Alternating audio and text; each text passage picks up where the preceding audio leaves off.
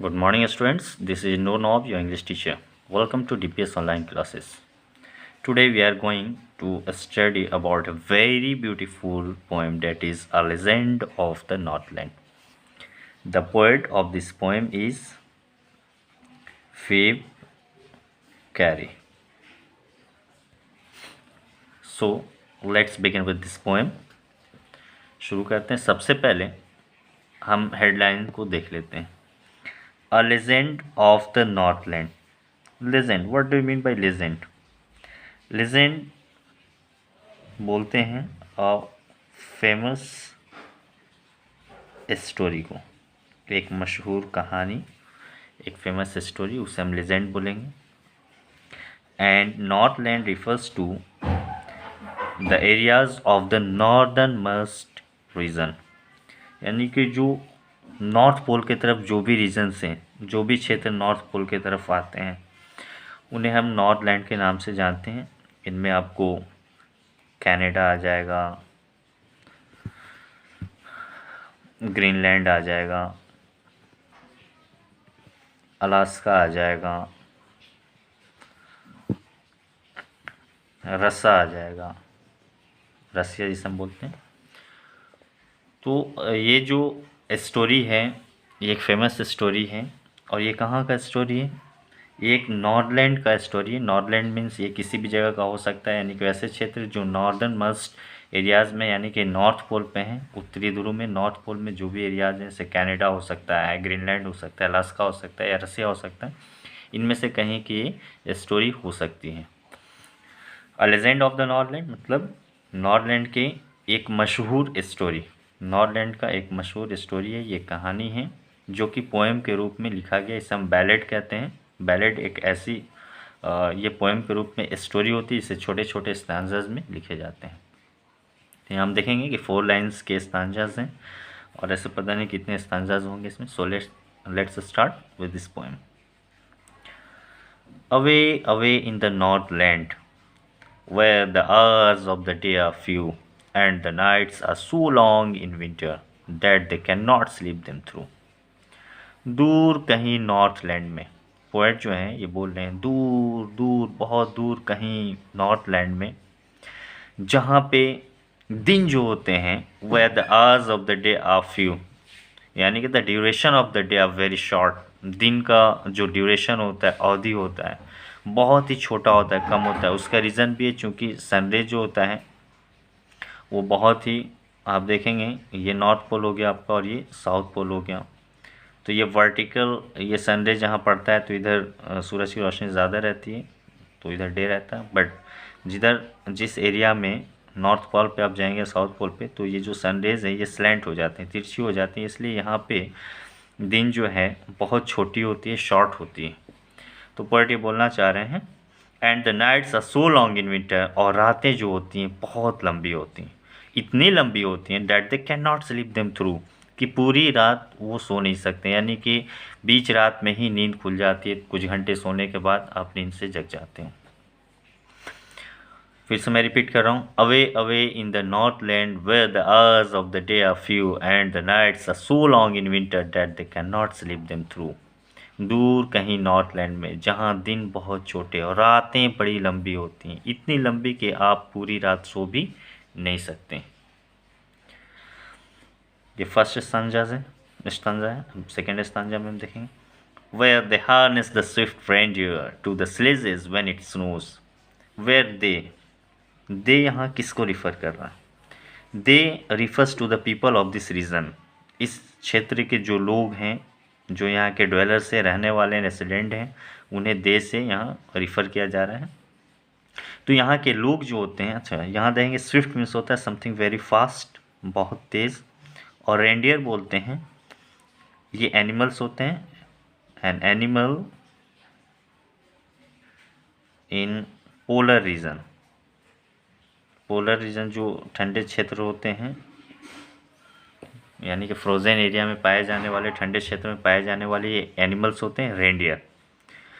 और स्लेज बोलते हैं ये एक व्हीकल्स हैं जो स्नो पे चलते हैं, इसे कार्ट भी हम बोल सकते हैं, that is a cart, vehicle बोल सकते हैं. और ये एक ऐसी गाड़ी होती है, एक ऐसी व्हीकल होती है जो इसे एनिमल्स क्या करते हैं, उसे खींचते हैं, पुल करते हैं, और वही एनिमल्स जो होते हैं ये रेंडियर्स होते हैं। रेंडियर्स ही इस स्लेज को खींचते हैं। तो पोएट बोलते हैं where they harness the swift reindeer to the sledges when it snows. जब वहाँ बर्फ़ पड़ता है, बर्फ़ जब रहता है, तो वहाँ के लोग जो होते हैं तेज़ रेंडियर्स को, ये जो जानवर होते हैं, और हार्नेस मीन्स बोलते हैं टू टाई, बांध देना।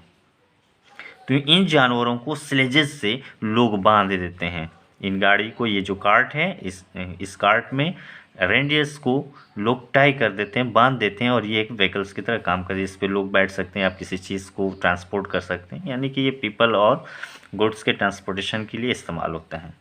where they harness the swift reindeer to the sledges when it snows, and the children look like bear's cubs in their funny फरी क्लॉथ्स। और जो वहाँ के बच्चे होते हैं, चूँकि ये बहुत ही ठंडा क्षेत्र होता है, कोल्ड रीजन होता है, जाहिर सी बात है कोल्ड, हमारे यहाँ भी ठंडी पड़ती है तो हम जैकेट वगैरह कुछ फरी क्लॉथ्स पहनते हैं। तो वहाँ तो बहुत ज़्यादा, चूँकि ये नॉर्थ एरिया की बात करें हम लोग, नॉर्दर्न रीजन, नॉर्थ पोल की बात करें, तो यहाँ तो ठंडी बहुत ज़्यादा पड़ती है।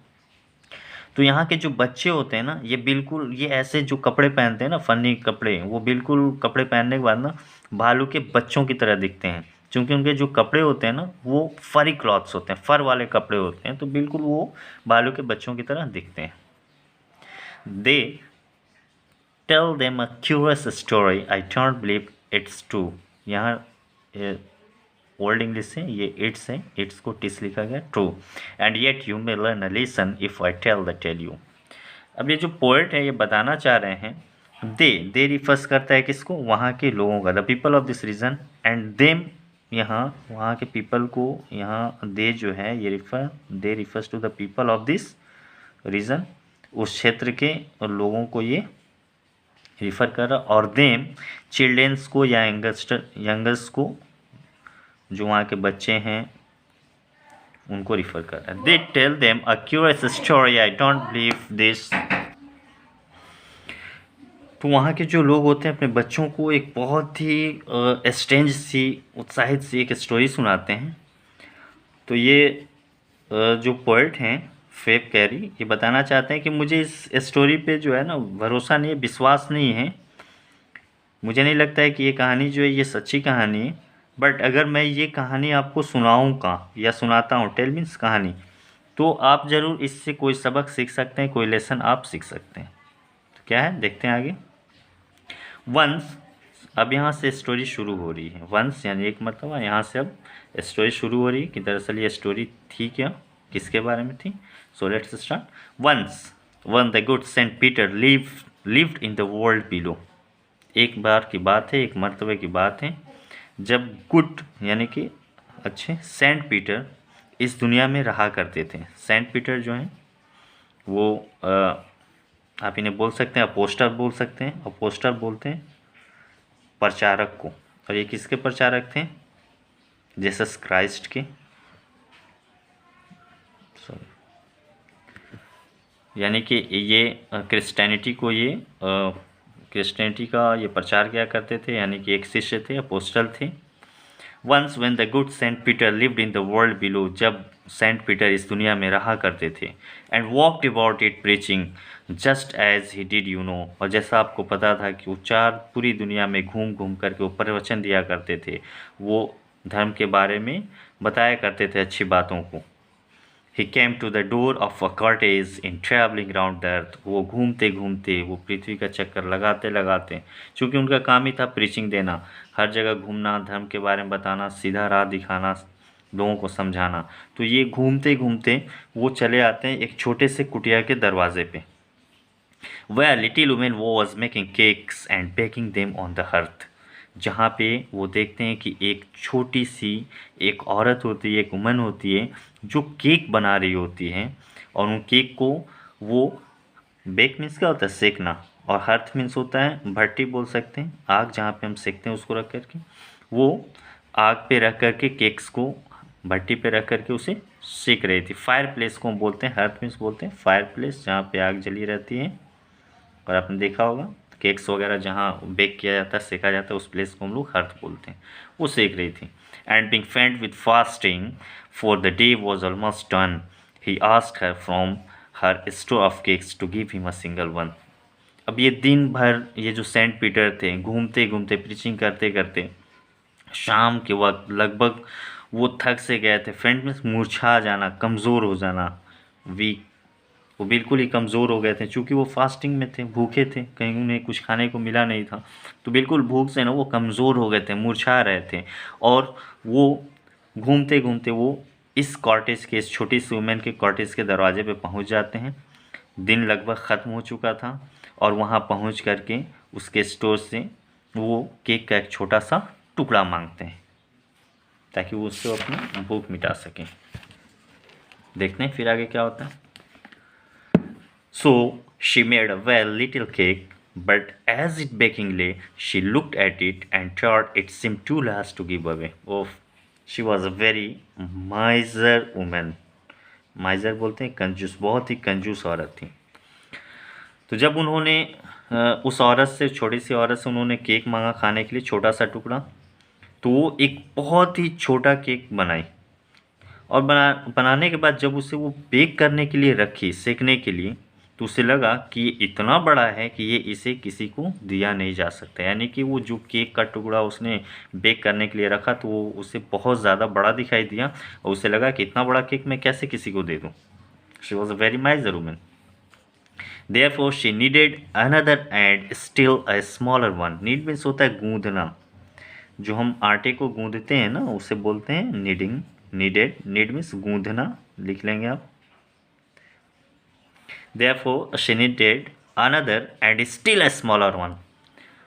इसलिए उसने क्या किया, चूंकि वो जो केक उनको बनाने के लिए, उनको देने के लिए जो उसने बेक करने के लिए ले किया रखा तो उसे बहुत बड़ा नज़र आया, इसलिए उसने एक छोटा सा केक उसने क्या किया, छोटे से केक के लिए उसने आटे को गूंदा। But it looked when she turned it over as large as the first had done. लेकिन जैसे ही उस पर उसकी नज़र पड़ती है फिर से तो उसे लगता है कि ये तो उतना ही बड़ा है जितना कि पहले वाला था। कैसी ये कंजूस वुमन है। Then she took a tiny scrap of dough. डॉमिस बोलते हैं गूंदा हुआ जो आटा होता है, जिसे हम अपने लैंग्वेज में लोइया बोलते हैं, उसको बोलते हैं छोटा सा गूंदे हुए आटे का टुकड़े को बोलते हैं dough. Then she took a tiny scrap of dough. Scrap means छोटा सा टुकड़ा, टुकड़ा बोलेंगे, और डॉ मीन्स आप बोल सकते हो अपने लैंग्वेज में लोइया बोलते हैं, small piece of kneaded flour बोल सकते हैं, छोटा सा टुकड़ा, स्क्रैप ऑफ नीडेड फ्लोर, गूंदे हुए आटे का एक छोटा सा टुकड़ा वो लेती है। And rolled it flat and baked it thin as a wafer, but she could not part with that. उस छोटे से गूंदे हुए आटे के स्क्रैप को वो लेती है और उससे बेलती जाती है। रोल मीन्स बेलना, जो हम बेलन से बेलते हैं उसको रोल्ड, बेलती जाती है, बिल्कुल बेलते बेलते उसको पतला कर देती है। वो इतना पतला हो जाता है जैसे मानो वेफर की तरह। वेफर बोलते हैं पापड़ को, चिप्स को, या ऐसे ही बहुत सारी चीज़ें होती हैं जिन्हें हम वेफर बोल सकते हैं, जो कि काफ़ी थिन होती हैं। वो उसे इतना बेलती है कि बिल्कुल वो पापड़ की तरह हो जाता है पतला सा, और उसे सेकने के लिए रख देती है। लेकिन इतना पे भी उसका दिल नहीं भरता है, वो इसे भी नहीं दे पाती है। For she said, my cakes that seemed too small when I ate of them myself are yet too large to give away, so she put them on the shelf. इतनी माइजर वुमेन मैंने अपनी लाइफ में कभी नहीं देखा। वो छोटे से स्क्रैप को जो ली होती है डॉ के, वो उसे इतना बेलती है कि वो बिल्कुल पापड़ की तरह हो जाता है, लेकिन जब उस पर उसकी नज़र पड़ती है तो वो भी उसे बहुत बड़ा नज़र आता है और उसे भी नहीं दे पाती है। और इसके लिए वो सफाई क्या देती है, फोर्सी सेड, वो बोलती क्या है कि जब भी मैं अपने केक को खुद से खाती हूँ तो ये मुझे बहुत ही छोटा दिखाई देता है, लेकिन जब मैं इसे किसी को देती हूँ तो ये बहुत बड़ा नज़र आने लगता है। वॉट अ ग्रीडी वुमेन, जिसे हम बोल सकते हैं एक लालची माइजर वुमेन बोल सकते हैं, है ना, लालची कंजूस औरत। सो उसने क्या किया, उस केक को भी वो उठा करके अपने शेल्फ में रख देती है, अलमीरे में रख देती है। देन गुड सेंट पीटर ग्रू एंग्री, सॉरी लाइट चली गई। Then good Saint Peter grew angry for he was hungry and faint, and surely such a woman was enough to provoke a saint. अब जो है ये सेंट पीटर जो होते हैं ना, ये बिल्कुल गुस्सा हो जाते हैं, क्योंकि वो बहुत भूखे थे और वो फेंट भी हो रहे थे, मुरझा रहे थे, यानी कि वो बहुत ही वीक फील कर रहे थे। उन्होंने कहा and surely such women was enough to provoke a saint, और इस तरह की औरत वाकई में उन्हें प्रोवोक में उकसाना, गुस्सा दिलाने के लिए काफ़ी थी। इस तरह की औरत जाहिर सी बात है ऐसे सेंट को गुस्सा दिलाने के लिए काफ़ी थी। And he said you are far too selfish to dwell in a human form. उन्होंने कहा कि तुम इतनी खुदगर्ज इंसान हो कि तुम एक इंसान की शक्ल में, है ना, मानव की शक्ल में तुम नहीं रह सकती। ड्वेल मीन्स टू लिव, रहना। To have both food and shelter and fire to keep you warm. और एक ऐसी औरत जिसे, एक ऐसा इंसान जिसे भगवान ने, अल्लाह ने क्या, सब कुछ खाने के लिए खाना, रहने के लिए घर, है ना, और अपने आप को वार्म रखने के लिए फायर देता है और दिया था, है ना, इस औरत को भी मिला था। तो उन्होंने कहा कि जिसके पास ये सब कुछ हो, तुम एक इंसान के शक्ल में रहने के लायक बिल्कुल ही नहीं हो, तुम बहुत ही खुदगर्ज इंसान हो। Now you shall build as the birds do and shall get your scanty food by boring and boring and boring all day in the hard dry wood। और बोलते हैं कि अब तुम एक पक्षी बन जाओगी, एक बर्ड बन जाओगी। You shall build as the birds do, तुम भी एक चिड़िया बन जाओगी, एक पक्षी बन जाओगी, और तुम्हें भी स्कैंटी मीन्स कम, स्मॉल, बहुत ही थोड़े फूड मिलेंगे, भोजन तुम्हें भी कम मिलेगा। बाय बोरिंग, और ये भोजन जो मिलेगा, ये फूड मिलेगा, कैसे मिलेगा? By boring and boring and boring. Bore means क्या करना है? टू मेक होल किसी चीज़ में, या टू डिग सॉरी, किसी चीज़ को खोदना, गड्ढा खोदना या बोर करना, उसे हम बोलते हैं। तो बोला है कि जब तुम पक्षी हो जाओगी तो तुम्हें भी क्या मिलेगा? बहुत थोड़े से फूड मिलेंगे, और ये भी फूड कैसे मिलेंगे? दिन भर तुम सूखी हुई लकड़ी में, कठोर लकड़ी में जब तुम अपने बीक्स को बोर करोगी, बोर करने के बाद पूरे दिन, यानी कि उसमें होल करोगी, तब जा कर के तुम्हें भी तुम्हें भी छोटा सा या थोड़ा सा फूड मिलेगा। ये इसलिए बोल रहे हैं कि एक पक्षी होती है, आपने देखा होगा वुड पेकर को, वुड पेकर को आप लोगों ने देखा होगा ज़रूर। हम लोग तो पता नहीं आप लोग क्या बोलते थे, हम लोग बचपन में उसको कटफोड़वा बोलते थे पता नहीं आप लोग क्या बोलते हैं। तो उसके जो बीक होते हैं ना, वो बहुत लंबे होते हैं, और उन्होंने हार्ड जो वुड्स होते हैं ना, पेड़ों के स्टेम को क्या करते हैं? बोर करते हैं ना, ऐसे पेक करते रहते हैं उसे, और उसी में से उन्हें फूड मिल जाता है। छोटे मोटे कीड़े मकोड़े या जो भी हो, उन्हें वहाँ से फूड मिल जाता है। लेकिन ये बिल्कुल आसान नहीं होता है, ये बहुत हार्ड वर्क होता है। दिन भर अपने बीक से उसमें डिग करना पड़ता है, तब जा कर के थोड़े फूड मिलते हैं। तो उन्होंने भी, सेंट पीटर ने भी ऐसे कहा कि तुम अब एक पक्षी बन जाओगी और तुम्हें भी थोड़ा फूड मिलेगा, और वो भी फूड जो मिलेगा वो कैसे मिलेगा? दिन भर तुम उस कठोर, है ना, कड़ी लकड़ी में अपनी चोंच मारती रहोगी, है ना, डिग करोगी, तब जा कर के तुम्हें थोड़ा सा फूड मिलेगा। Then up she went through the chimney, never speaking a word, and out of the chaff flew a woodpecker, for she was changed to a bird। Chimney बोलते हैं जो फायर के लिए एग्जॉस्ट प्लेस होता है। आप देखे होंगे घर में ऐसे, घर के ऊपर बना रहता है, जहाँ से स्मोक वगैरह क्या होता है, बाहर निकल जाता है ना। तो चूँकि वहाँ पे वो, आप बोल सकते हैं कि उसका कारखाना था जहाँ पे वो बेक करती थी। तो वहाँ से बिना कुछ बोले हुए, बिना एक शब्द बोले हुए, अब जो होती है, जो इन्हें ये कर्ज कर देते हैं, शराब देते हैं, तो वो ना चिमनी से होते हुए ना बाहर निकल आती है। यानी कि अपने घर, उसके दुकान पे या घर में जो चिमनी था, उससे वो होते हुए यहाँ से वो बाहर निकल आती है। अब देख सकते हैं, यहाँ से वो बाहर निकल आती है।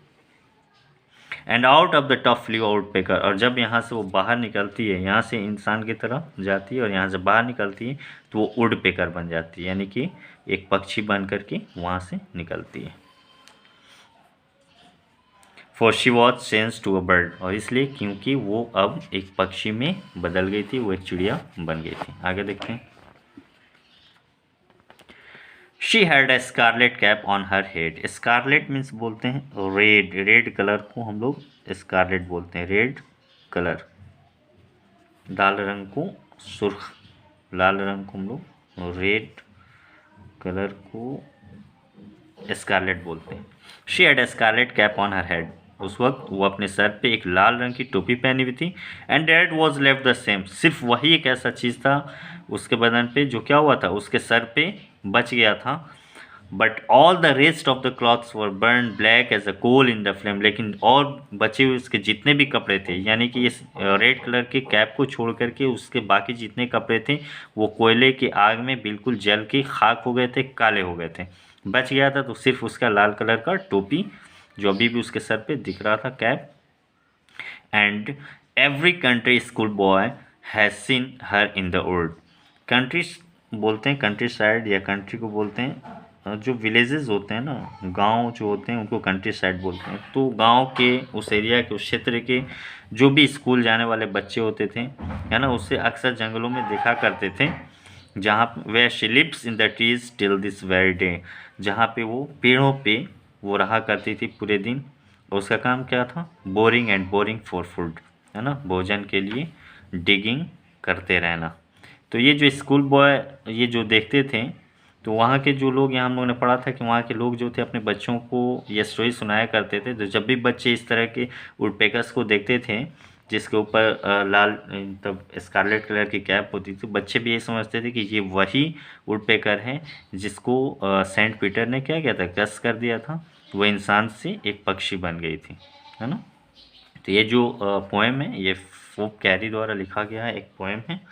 ये बहुत ही खूबसूरत पोएम, मुझे तो बहुत अच्छा लगता है। होप कि आपको भी अच्छा लगा होगा। अब देखते हैं हम लोग लिटरेरी डिवाइस में देख लेंगे। लिटरेरी डिवाइस में सबसे पहले हम लोग देखेंगे इसके राइमिंग स्कीम को। राइम स्कीम में देखेंगे, यहाँ पहले में साउंड है नॉर्थलैंड, इसे ए मान लेंगे, फ्यू बी मान लेंगे, विंटर ये किसी से मैच नहीं कर रहा, सी मान लेंगे, थ्रू, बट यहाँ देखेंगे फ्यू एंड थ्रू, ये दोनों सेम साउंड वर्ड है, तो इसको फ्यू को हमने बी माना था तो थ्रू को भी हम बी मान लेंगे। तो राइमिंग स्कीम क्या बन के आया, A B C B, A B C B, ये हो गया आपका राइमिंग स्कीम। दूसरा देंगे, इसमें एलिट्रेशन का भी इस्तेमाल किया गया है। एलिट्रेशन बोलते हैं बेटा जब एक ही कॉन्सोनेंट साउंड को बार बार रिपीट किया जाता है एक ही लाइन में, तो उसे हम एलिट्रेशन बोलते हैं। Repetition of consonant sound in a line of stanza देखेंगे। जैसे इसमें अवे अवे और साउंड इसमें आ रहा है, तो ये आपका एलिट्रेशन हो गया। फिर देखेंगे द ये भी एलिट्रेशन हो गया।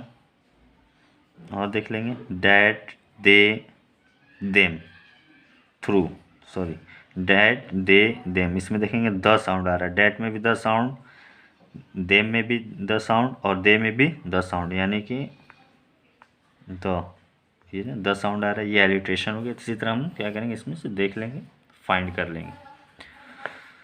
आई होप गाइस कि आपको अच्छा लगा होगा। अगर किसी तरह का कोई प्रॉब्लम हो इस पोएम में तो आप मुझे पर्सनली कांटेक्ट कर सकें। और आप लोगों के लिए एक मैसेज है बेटा कि आप लोगों को इतना मेहनत से पढ़ाया जा रहा है, वीडियो हम लोग बना करके भेज रहे हैं, पढ़ा रहे हैं, वो इसलिए कि आपको पढ़ने में, स्टडी में कोई दिक्कत ना हो।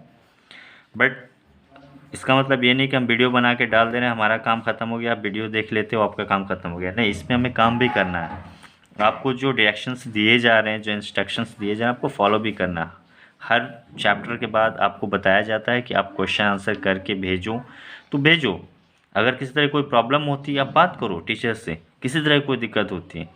आपको पता है कि ये जो पैंडेमिक है बेटा, ये पता नहीं कब तक रहेगा, कब तक कंटिन्यू करेगा, हम लोग नहीं जानते। अगर आप इसमें अच्छे से नहीं पढ़ रहे हैं, आप ये सोच रहे हैं कि जब स्कूल खुलेगा तो हम कंप्लीट कर लेंगे, सही कर लेंगे, तो ऐसा कुछ नहीं है। ये अनसर्टेन है कि ये जो है लॉकडाउन कब तक रहेगा, या इस तरह की पैंडेमिक जो हो ये है, ये कब तक रहेगा, किसी को कुछ पता नहीं इस बारे में। तो जो भी सूरत हाल है, जिस भी हालात में हैं आप, जिस तरह से आपको स्टडी करने का मौका मिल रहा है, टीचर्स आपके साथ हैं, सब लोग आपके लाइफ और आपके करियर के बारे में सोच रहे हैं, तो आपको भी थोड़ा मेहनत करना ज़रूरी है। मैंने पिछले लेसन्स का मैंने बताया था कि आप सब क्वेश्चन आंसर करके मुझे संडे इवनिंग तक सेंड करो। कुछ बच्चों ने सेंड किया है बट कुछ ने नहीं किया, ऐसा नहीं चलेगा, आपको सेंड करना ही करना है। इसके बाद मैं आपको ये बता दे रहा हूँ कि इसका क्वेश्चन आंसर मैं दूंगा, उसे करना है, करके आपको प्रीवियस जो भी पेंडिंग वर्क्स हैं उन्हें आपको कंप्लीट करके देना ही देना है एनी हाउ, अदरवाइज़ मैं आपका क्लास अभी इसके बाद ब्रेक कर दूँगा। ब्रेक करने का मतलब है कि कोई भी फर्दर लेसन मैं नहीं पढ़ाऊँगा, क्योंकि मैं उतना ही आपको खिलाऊँगा जितना आप डाइजेस्ट कर सको। आप डाइजेस्ट ही नहीं करोगे, मैं पढ़ाता जाऊँ, वो एक पाइल हो जाएगा, है ना, ढेर सा लग जाएगा। ऐसा लगेगा कि अब तो बहुत ज़्यादा हो गया, अब हम कैसे कंप्लीट करें। इसलिए काम को थोड़ा थोड़ा है काम दिया जा रहा है, थोड़ा थोड़ा काम करके उसको डिस्पोज करो, ख़त्म करो, है ना बेटा। तो इसका मैं स्क्रीनशॉट लेके भेज दे रहा हूँ, स्क्रीनशॉट नहीं, मैं ये फ़ोटो क्लिक करके भेज दे रहा हूँ। इसका क्वेश्चन आंसर और प्रीवियस जो भी हैं आज शाम को 4 बजे तक एनी हाउ मुझे कंप्लीट चाहिए। मुझे आज रिपोर्ट करना है सर को, है ना बेटा। चलो, have a nice day, good bye, thank you.